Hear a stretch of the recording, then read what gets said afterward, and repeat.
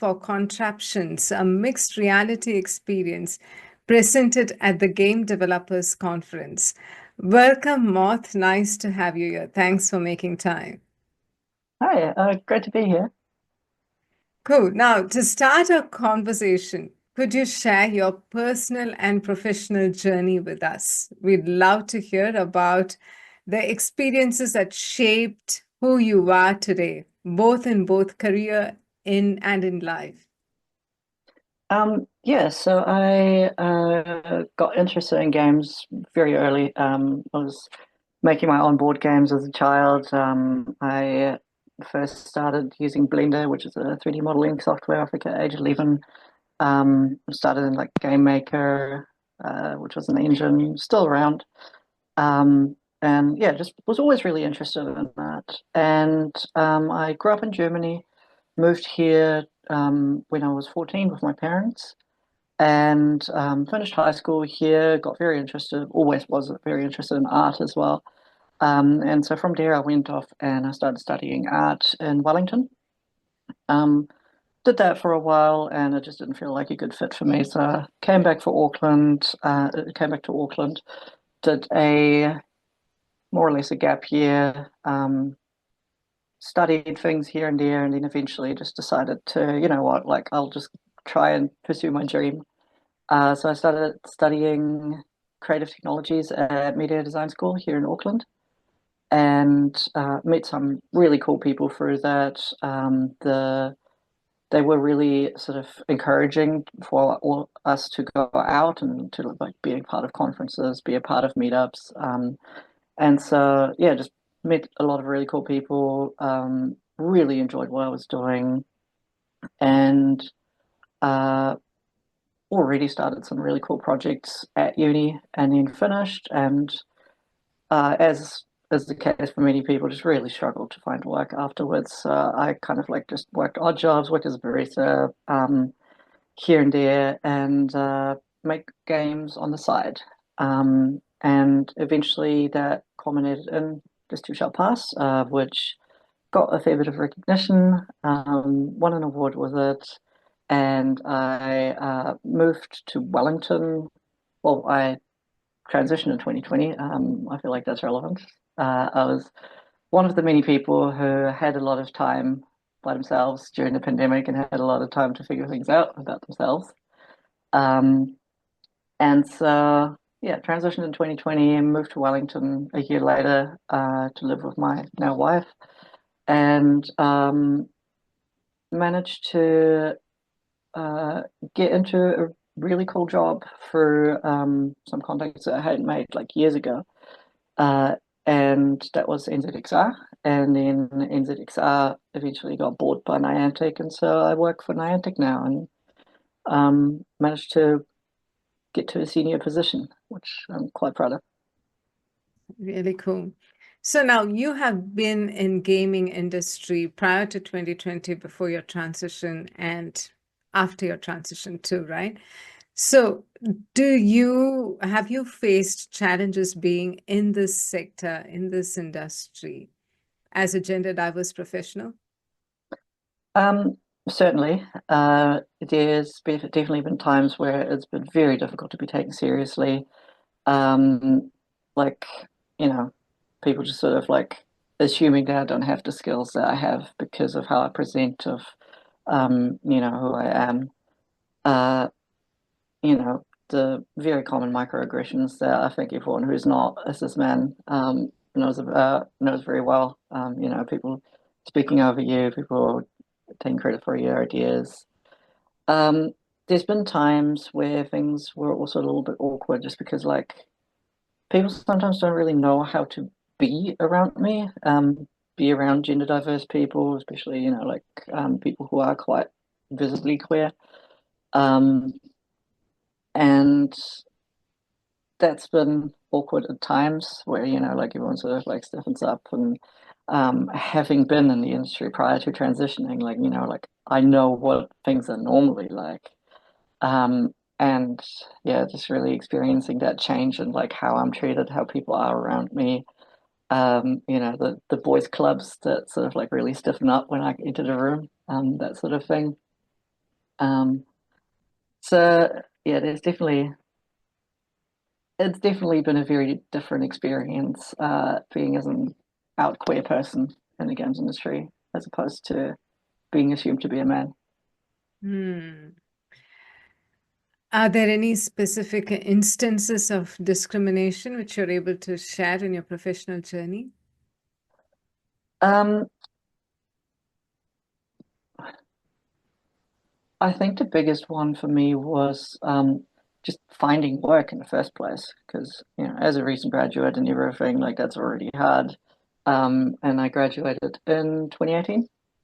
Uh, so that was already difficult as someone who wasn't presenting as like genderqueer. Coming out after it, I definitely noticed that the rejections that I was getting from jobs were no longer because of think of like specific things of like here's an issue with your work that like you're not quite understanding it we want yet, that sort of thing, and the feedback generally just sort of became you're not a culture fit. Um, Most of the applications that I sent out, they came back, they were like, hey, love your work, everything you're doing is great, you don't fit our culture. Hmm. Um, and so that happened like a couple of times, and um, I was quite burnt out from like working on a game on my own while working full time on the side. Um, and I was like almost ready to just completely leave the industry, and went and actually like found work elsewhere. But my lovely partner encouraged me to give it one last go with the application to NZXR, and that all worked out really well. So I'm very thankful for that. Nice. So, like, it must be very hard, right, to face those rejections, especially when they reply back saying you're not a cultural fit. Now, how do you handle those situations? Um, at the time, this was during the times of what I consider alt Twitter.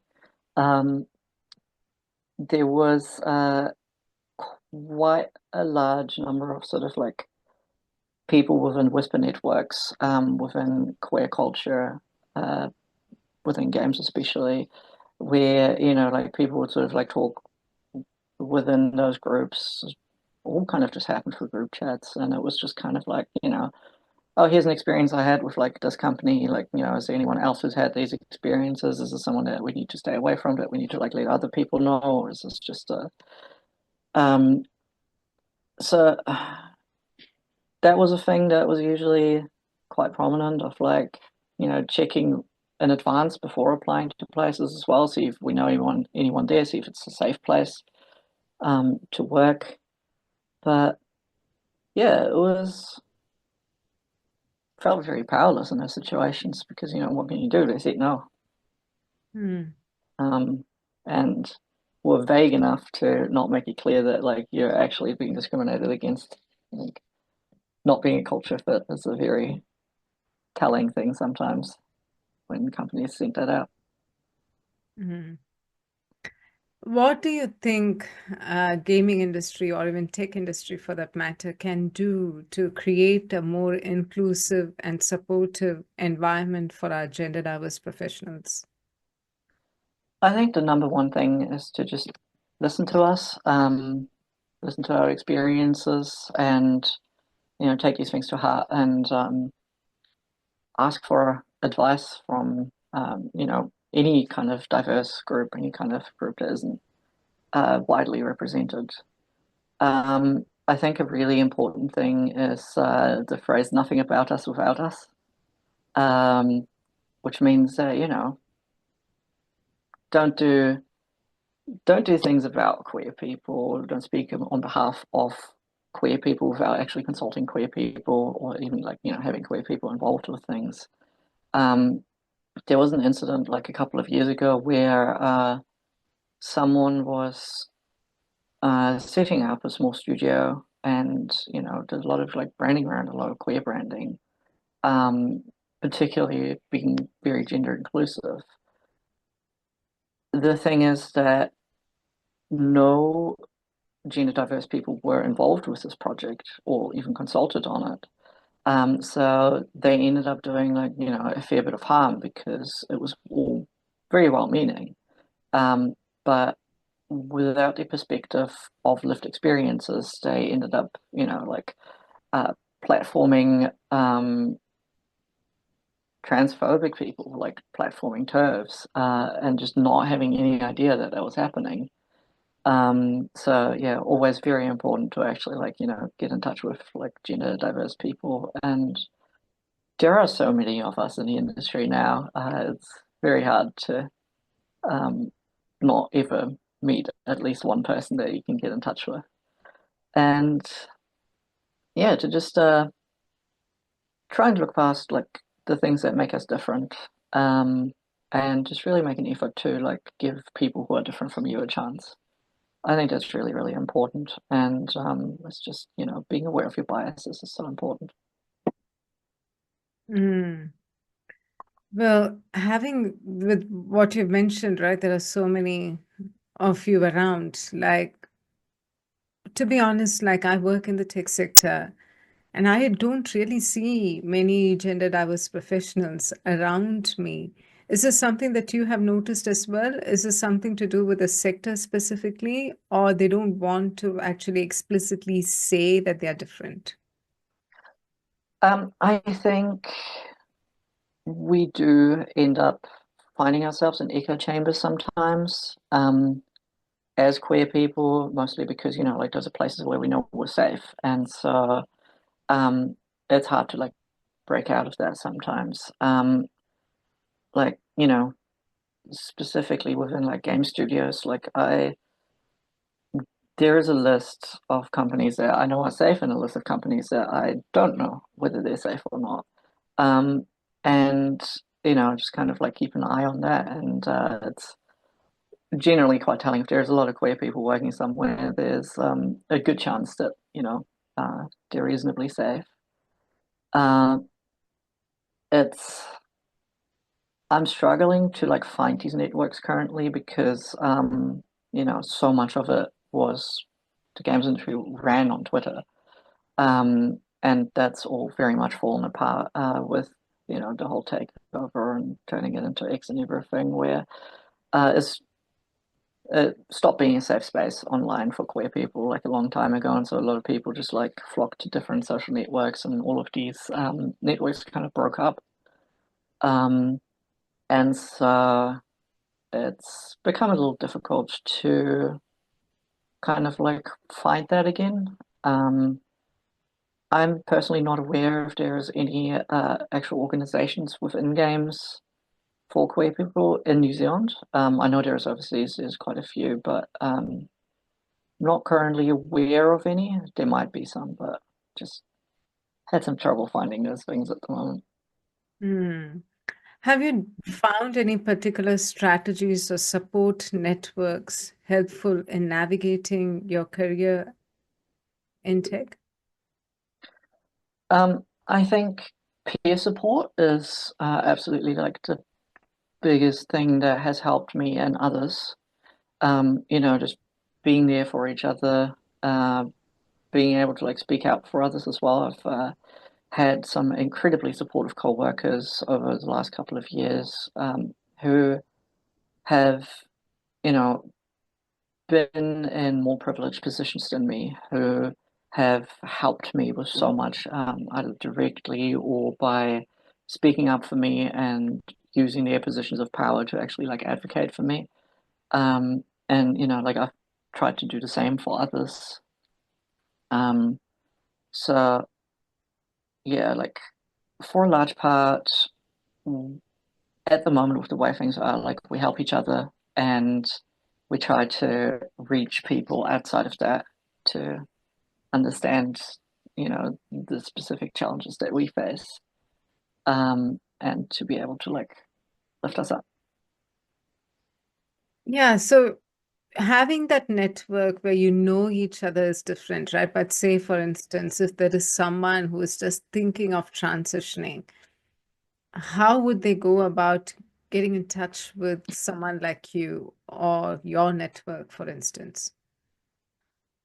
So I try to be, available and out there and just sort of like meet people where possible.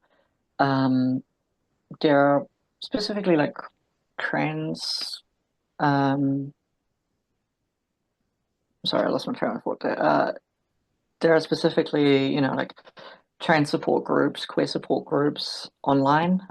There's a lot on Facebook, on Discord, those sorts of places. Um, and people kind of like talk about all sorts of things that are going on in their lives. And like sometimes I'll see someone who's like, interested in games or interested in those sorts of things and is kind of, not quite out yet and is just sort of joining these groups to like take a look and be curious. And I try to like reach out to people. There are specifically, like trans support groups, queer support groups online. There's a lot on Facebook, on Discord, those sorts of places.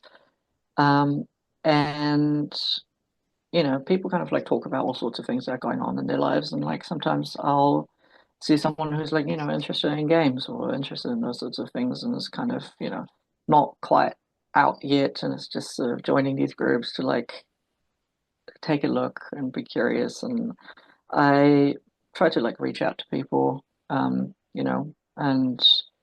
just talk to them and tell them what it's like and being trans and being in the industry and like all of those little intersections and just try to help them out wherever they can to learn what they want to learn and be who they want to be. In your opinion, what unique perspectives or contributions do gender diverse professionals bring to the tech field? I think specifically in games, one of the really wonderful things is that we tell stories that haven't really been told yet, or don't get told on the big stage very much. We have very different perspectives, so we can come at things from a different angle and um, sort of like support the creation of new things, new ideas. So I think that's something that I think is really wonderful. We're aware of a lot of blind spots that non-queer people have because we have all of our lived experience that a lot of people don't have. So we can point those things out, especially in terms of inclusion and accessibility and things like that. Like I mentioned earlier with that studio that was started with very good intentions, but kind of went off the rails a little bit. Like it's great to have people there to point those things out when they happen. Um, and like a lot of us do unfortunately have to work twice as hard to get to where we are. Um, so we're often very resilient, and really trying our best and very skilled. And I think people shouldn't look past that because we're a bit different. Yeah, so how do you balance advocating for diversity and inclusion in workplaces while also focusing on your own career development? Has it ever backfired? Um, it certainly has. Although this was a previous job where I was already one foot out the door. Um, and this was like I transitioned while at this job and started speaking out quite a lot and like found that people were suddenly a lot less comfortable with me than they were before. And in that case, I think if I hadn't left, they would have found an excuse to let me go. It became very uncomfortable. But, like a large part of it does come down to the people who are around you. Um, I try to find the people at my job, for example, who will have my back. Um, and I try to pick my battles. I know that I can't change the world myself, and I can't fix everything on my own. So I try to currently just focus within work on hiring diversely and giving people a chance who might be overlooked otherwise. Hmm.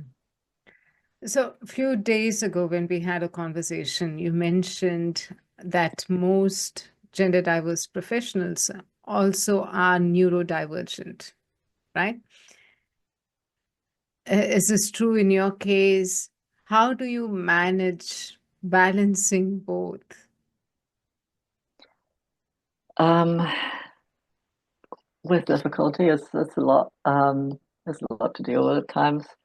But yeah, I mean, like you said, like there's a lot of, especially in games, I think games really attracts people with ADHD. Um, and so I found that it's something that really helps me and it's something that hinders me in some ways.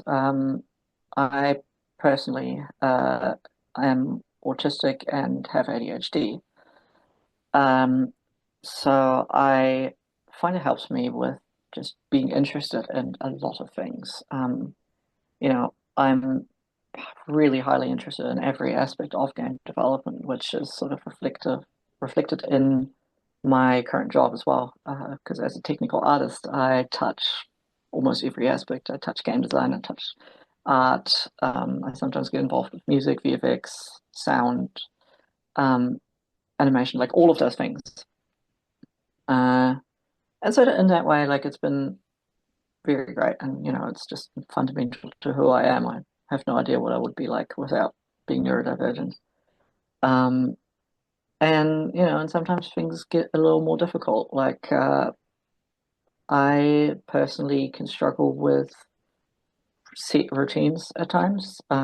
So I work from home, full-time remote, which has been incredible for my health and my general well-being, and also for my productivity. Um, because prior to working from home, I found that just getting to work, being in a noisy office with bright fluorescent lights, that's my personal idea of hell. And I would get to work and I'm already exhausted. Um, and so now I get to have full control over my environment, more or less, and I get some amount of flexibility with my work hours as well. Um, so I can, you know, some days I have days where like 5, 6 hours I don't manage to do anything. And then I do like 3 days of work and the remaining like 2 hours. Um, and so just being able to like work in a way that works for me and being able to um, really lean into my strengths has been absolutely incredible. And I find I now get more done than I ever did working in an office. Hmm. Have you noticed any change or improvement in industry's attitude towards gender diversity since you entered the field? I definitely have. I think people in general are slowly becoming more educated. Like the number of people who I'm meeting in the industry who have met a trans person before is like slowly increasing. Um, I'm also seeing a lot more gender diverse people around, particularly, in junior levels at the moment. Um, that isn't, I mean, it's a known issue that like people don't stick around in our industry for very long, and unfortunately, especially with like uh, the less you are like the majority, the more likely you are to fall out of the industry. So it becomes rare that there's seniors who are gender diverse or you know diverse in general. Um, but yeah, so I'm definitely seeing more people. I went, this was like a few years ago now, but I went to one of the independent developer meetups in Auckland after I hadn't gone for a while, and I was just like so heartened by how much bigger it's gotten. And uh, uh, so it was just really heartened how much bigger it's gotten in general, but also how many more people are just able to very authentically express themselves and feel safe to do so and have the community to do so. Um, and I'm really excited that like that's it's becoming more acceptable to just exist, to just be a person, and that's really exciting to me. Um, and also, this is probably more specific to games rather than IT as a whole. But within games, indie development has been becoming more and more accessible. First with, Unity and Unreal engines being free to use for people to just learn how to make games. There's a whole bunch of new engines coming around and picking up Steam. Godot is one of those, and um, all of the tools are there. All of the tools are available for people to just like start playing with, and that means that the indie development scene has been diversifying so much because you don't need an education to be able to start this. You don't need to know the right people. You don't need anything. You just need like a laptop and an internet connection, and you can start learning this, and you can start making games. And I know of quite a few studios that have come from those sorts of situations of someone being like, "Hey, I'm curious about this. I want to learn this." And a couple of years down the line, they're running a studio with like 12, 13 people, um, and are doing amazing things. And so I think that's really great that like it's removed a lot of the gatekeeping, a lot of the you know having to know the right people in order to even like get a chance. Uh, it's my story as well. Okay, I did meet a lot of the right people, but a large part of it was also just being able to like make games on my own and get some recognition for that without having to first be hired in order to be able to do that. Mm. Have you had mentors? Um, Not like in official capacity, but there's definitely people that I would absolutely consider mentors, current and past. At the moment, I'm my manager at my current job. He's been like incredible with helping me do what I need to do in order to improve my abilities and further my career. Um, so he's been absolutely incredible. Even prior to that, I've had a lot of trans people who have sort of mentored me over the years. In regards to like how do I navigate this as a queer person? Like how do I get through this industry? Um, and even prior to that, like people teaching me um, specific skills. I um, worked at a startup a couple of years ago where the lead programmer um, really mentored me in just programming skills, and it was very strict with everything, and I'm very thankful for that because I learned so much from it. And yeah, I think like I'm a huge believer in mentorship, and I think it's really important um, that that sort of like one-on-one learning happens and is facilitated, Mhm. um, because I think it's just such an effective way of learning and of building relationships and communities as well. Do you go out for much networking events as such?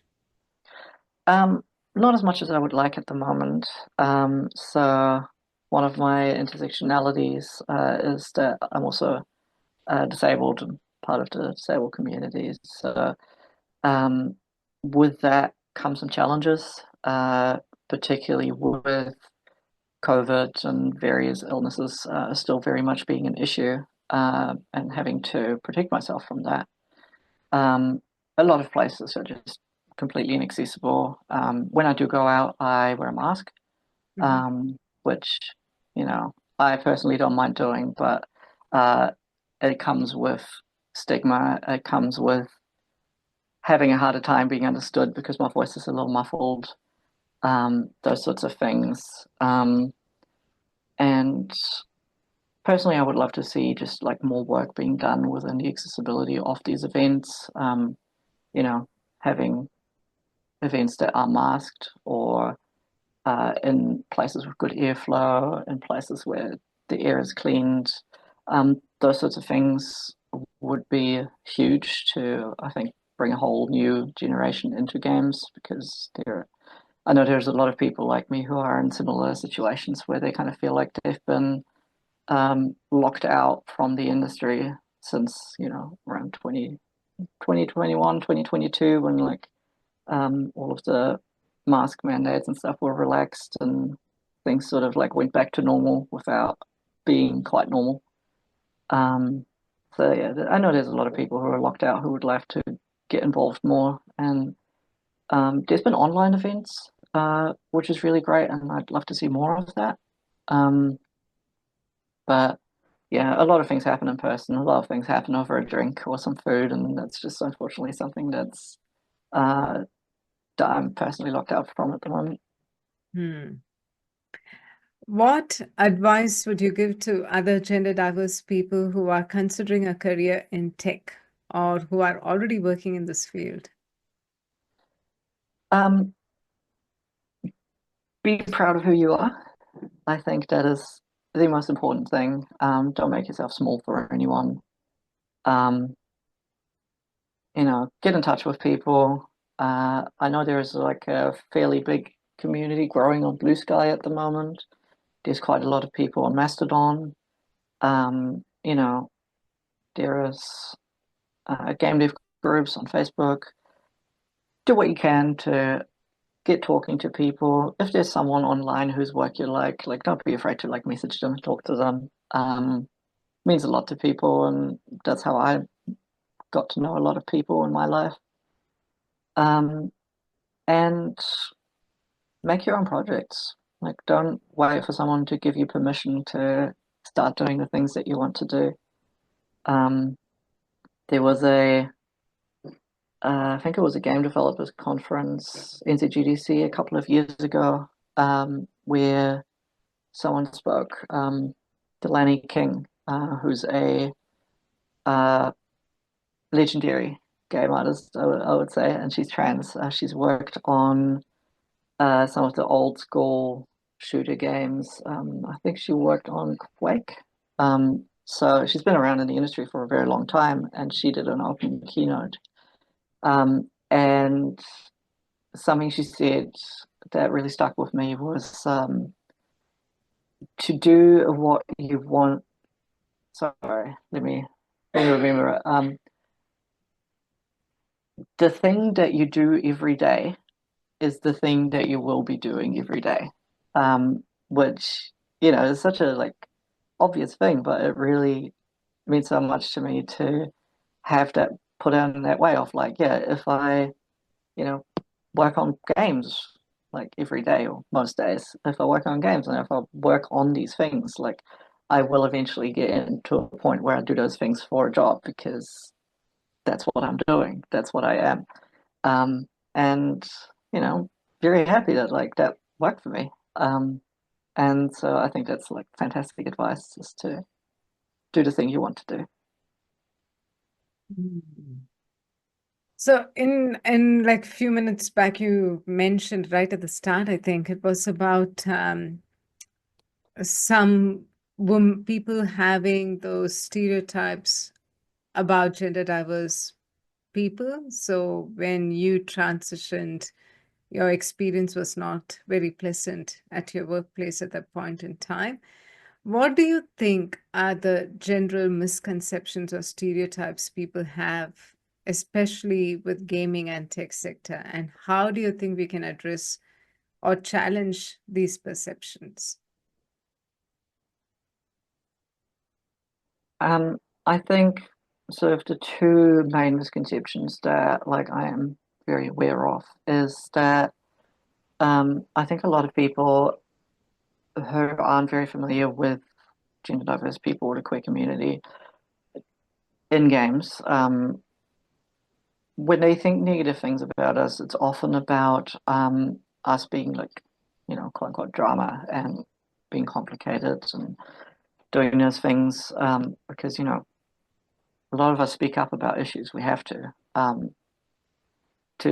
just survive going to work. And I think for people who are used to not being challenged in that way, and who are used to being surrounded by people like them, uh, they sometimes have an issue with that.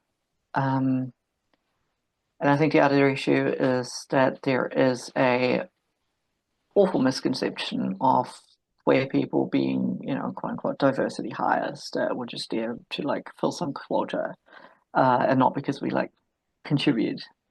Um, and I couldn't imagine anything further from the truth. Like every queer person I know, every like specific, especially gender queer, but like queer in general person I know in games works incredibly hard. They're like all incredibly intelligent, smart people, with a lot of skills. Um, and if someone is working at a company, there's usually a reason why they're there. Um, and yeah, I think it's really important to just continue with um, existing loudly, being visible, and you know, making people get used to us being there because we're not going to go anywhere. Yeah, true. So, what changes or initiatives you would like to see within the gaming industry or tech industry to create more inclusive and equitable environment for all of us? I think for the most part, I would love to see more effort. Well, there's already a lot of effort, but more unionization happening. There's a huge games union happening, movement happening in the US at the moment. Um, a lot of the time, you know, quite a lot of the issues that I've experienced, that I've seen other people experience, they come from the top. They come from